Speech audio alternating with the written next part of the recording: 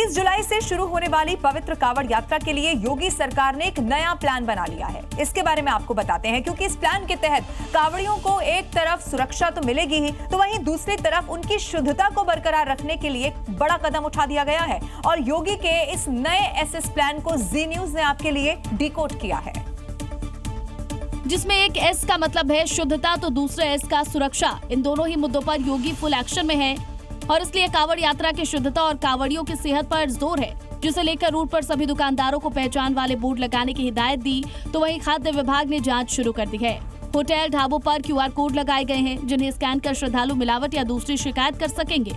वहीं सुरक्षा को लेकर लगातार पुलिस का फ्लैग मार्च भी जारी है, तो शिवालयों के साथ ही कांवड़ मार्गों पर पुलिस की तैनाती कर दी गई है। मंदिरों में व्यवस्थाओं के साथ कैमरों से निगरानी भी रखी जा रही है कि योगी साफ कर चुके हैं, कांवड़ बेरोक टोक अनुशासित तरीके से निकलेगी।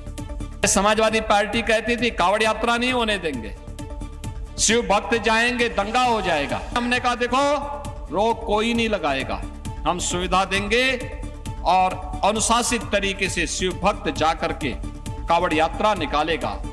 प्लान रेडी है, तैयारी पूरी है और अब इंतजार 30 जुलाई का है, जब देश भर में बम भोले का उद्घोष होगा। उत्तर प्रदेश के सीएम योगी आदित्यनाथ जो कहते हैं वो करके दिखाते हैं। 9 दिन पहले उन्होंने संभल से माफिया की कब्जाई जमीन को मुक्त कराकर गरीबों को देने का ऐलान किया था। अब उसका असर दिखना शुरू हो चुका है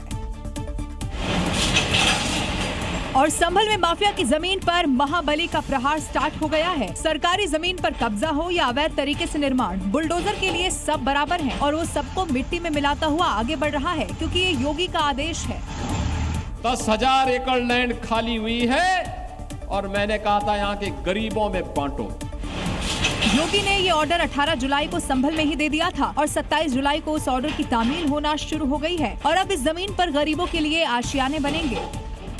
सरकारी प्रोजेक्ट है जिनको जमीन की आवश्यकता है, उनको पूर्ति करने के साथ साथ ज्यादा से ज्यादा ऑक्सी वन है, चरक वन है, कपी वन है, इस प्रकार के और भी थीमेटिक वन लगाए जाने की योजना है। अकेले संभल में 10,000 बीघा जमीन को खाली कराकर गरीबों का आशियाना बनाया जा रहा है, जो योगी का माफिया के खिलाफ एक्शन वाले प्रण का नतीजा है।